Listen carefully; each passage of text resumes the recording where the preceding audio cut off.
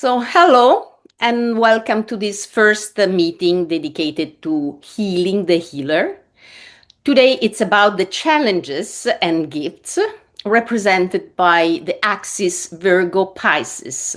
You should have the time to watch this video before September 7th, the actual full moon day. But anyway, you can watch it whenever you want.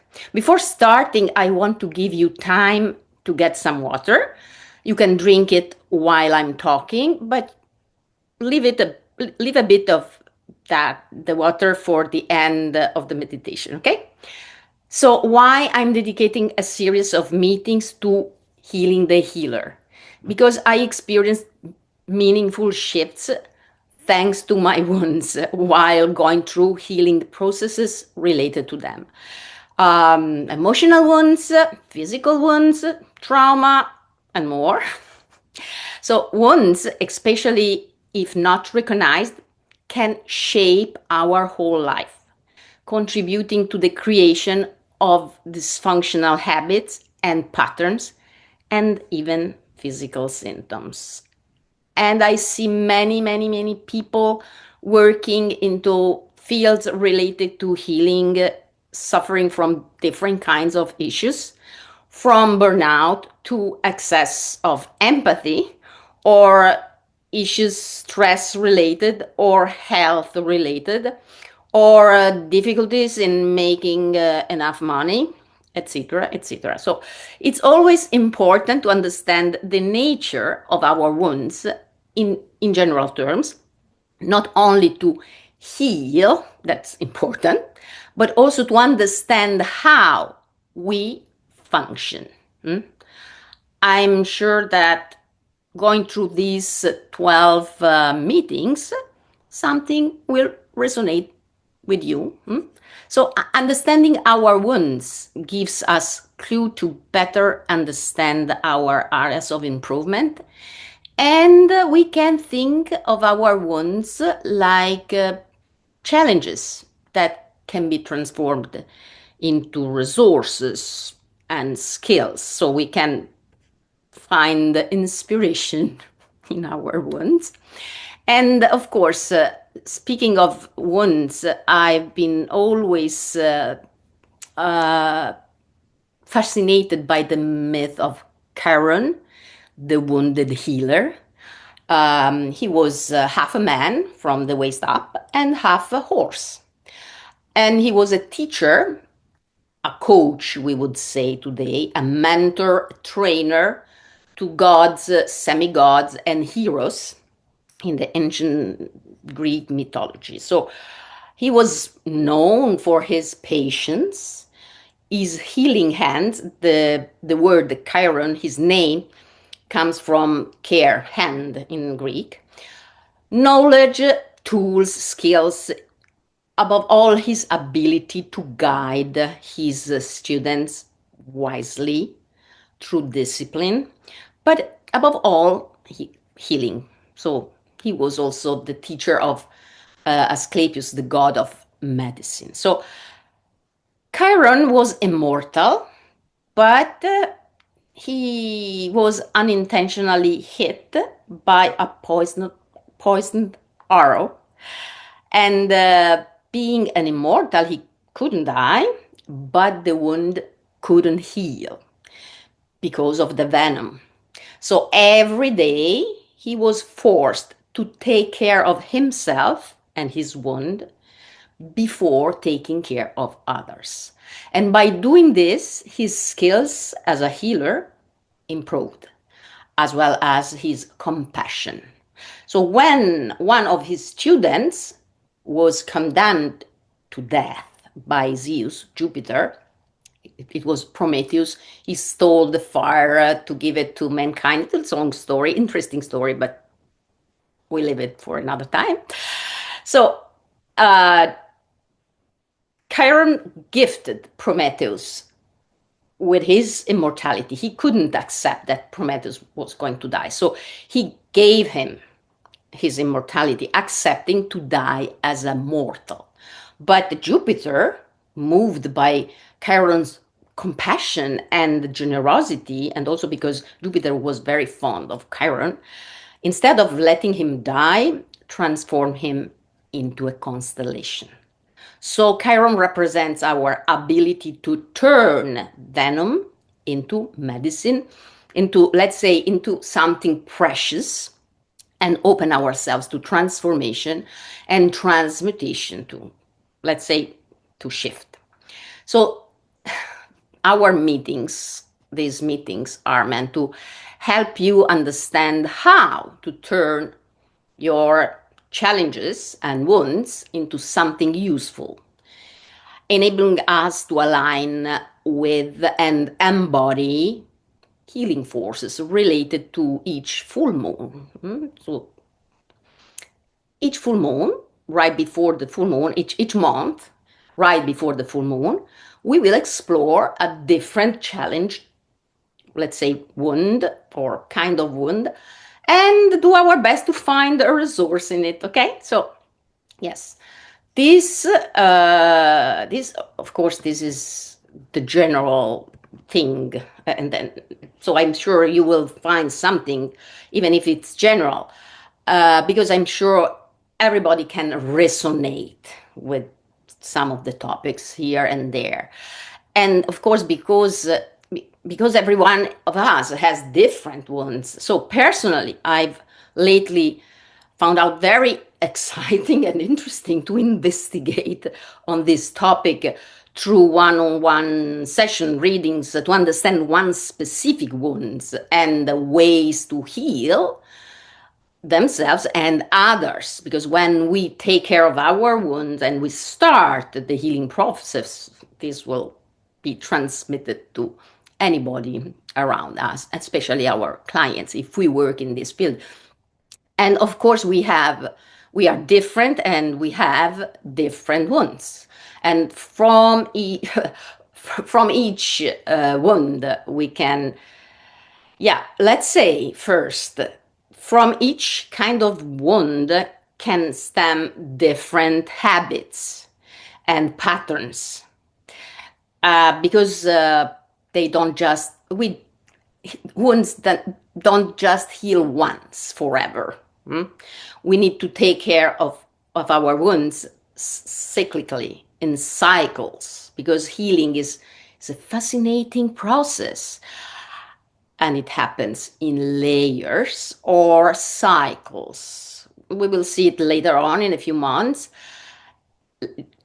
Healing follows a spiral model, or layers anyway, so we can expect that, okay, a wound will take time. We go through cycles to heal and to learn from that wound. Okay, so this first full moon of our healing cycle, healing the healer cycle, with Sun in Virgo and the Moon in Pisces, speaks about the need of taking care of ourselves, our body, grounding into our daily life, and establishing healthy routines that can be different for everybody. There is not something healthy, like absolutely healthy. It's different for each one of us, in order to open ourselves to empathy and any kind of spiritual healing forces without getting lost or feeling overwhelmed. We need to stay in touch with our body. In other words, the more, let's say, we want to open ourselves to intuition, inspiration, coming from the spiritual healing realms, especially from there, the more we need to nurture our physical roots through our body. Also, the more empathetic we are, and the more we need to reconnect to our physical body to strengthen our boundaries. That's important. Why? Because physical activity, anything related to our physical body and staying in touch with our physical body, reinforces our sense of self. Also on a different level, more related to our emotion, consciousness, the sense of ourself. So if you are a channel or an empath, or if you do readings, or if you work even as a body worker, more physically, but if you use to feel what your client feels, remember to attune to yourself, to come back to yourself before and after any session. So it's very important to establish a routine. Self-massage bring us back on earth. Dance, breathing and yawning. If it's too much for you, just rub your feet against any surface. This will help you. Come back to your roots. Virgo is one of the signs connected to our vagus nerve and breathing digestive functions. Moreover, it's also connected to our relationship with our body and daily life. Pisces is connected to our feet, but also to some of our brain and consciousness functions, and to our ability to connect to the spiritual worlds and draw from, let's say, higher or deeper states of consciousness than the ones we need to go through our daily life. So, to integrate spiritual healing forces, we need to create a healthy space within our body and daily life. We need to take care of ourselves first thing every day. And sometimes we are not the best. We want to help others first, but remember what they say on the airplane, put your mask on first and then you help others. This is a universal principle. So schedule me time. I call it me time. Time I spend with myself to recharge my batteries.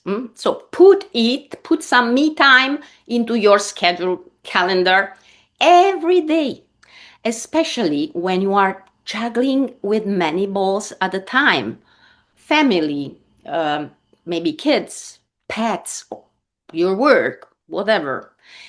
It can be a few minutes a day, but it's crucial. It can be just a walk with the intention of regenerating yourself and recharge your batteries. This is very important, okay? Our body is our temple. Your body is your temple. It's your microcosmos. And so that is a reflection of the macrocosmos. So your first healing action starts by transmitting to your client who and where you are on your path. Before sharing your skills and expertise with your clients, you transmit them your present state. Okay? So you need to nurture yourself first to nurture others. Okay? So this is just the introduction. Now we work together with an active meditation, of course. Well, take notes. You can listen to this video later again and take notes if some of my ideas resonate with you, or just think about that. Are you taking enough time to take care actively, intentionally of yourself? Okay, just reflect on this. Do you should have your water, because I reminded you to do so. So if you need to drink a bit of water, otherwise, just let's proceed with our active meditation. Put your water bowl in front of you or beside you. Let it open.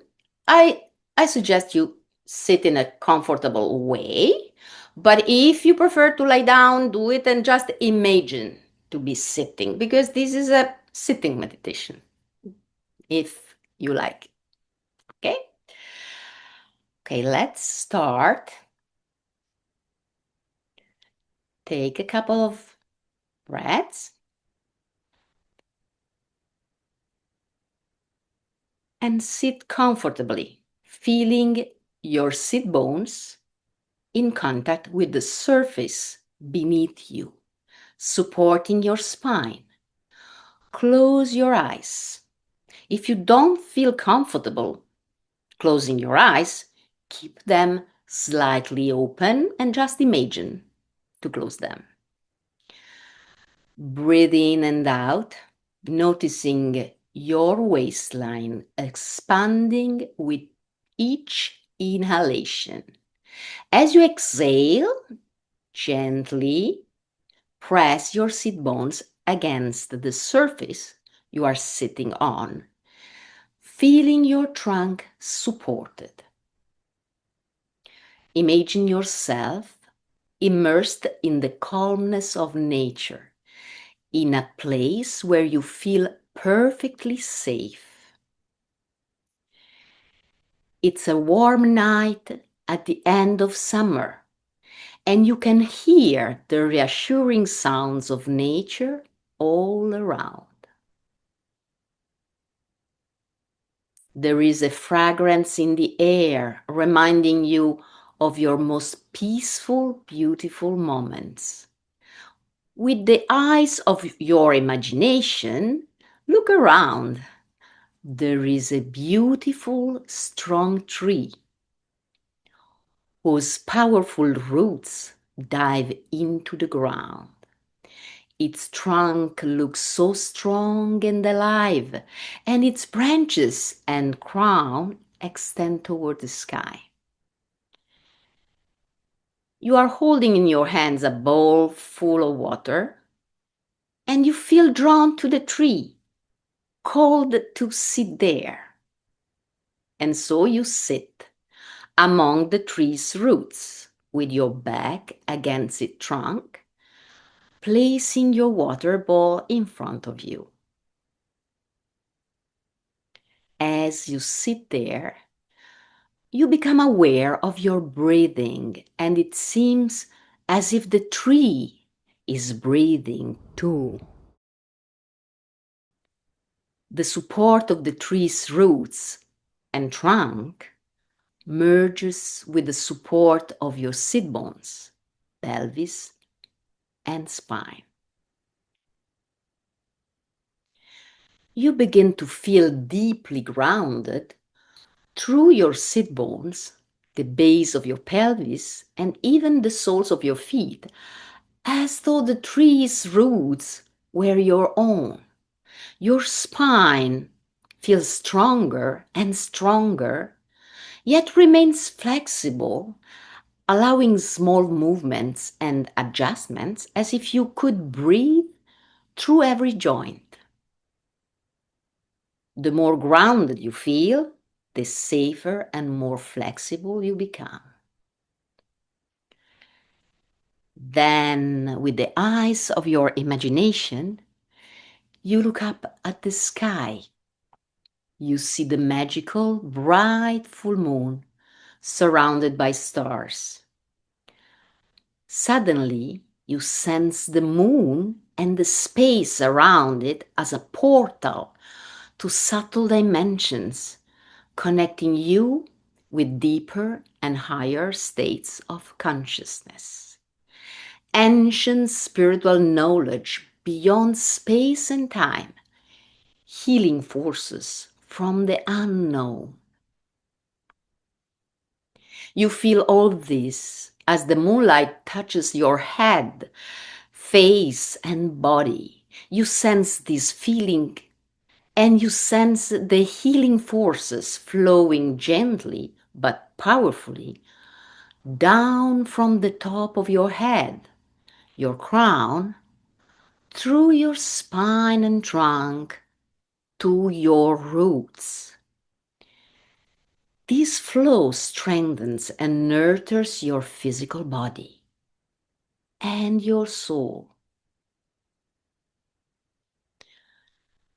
Now you realize that you can breathe this healing energy from the full moon. Breathe in, filling your waistline, and imagine drawing in the most pleasant sensations with the moonlight. A light, a color, or whatever comes to you. As you breathe out, send these pleasant healing sensations to every cell of your body, towards your hands, feet, head, and skin. With each exhale, feel this healing light spreading into the space around your body, creating a protective, regenerating, healing field. Your body feels nurtured and strengthened, while your spirit opens to new dimensions of inspiration.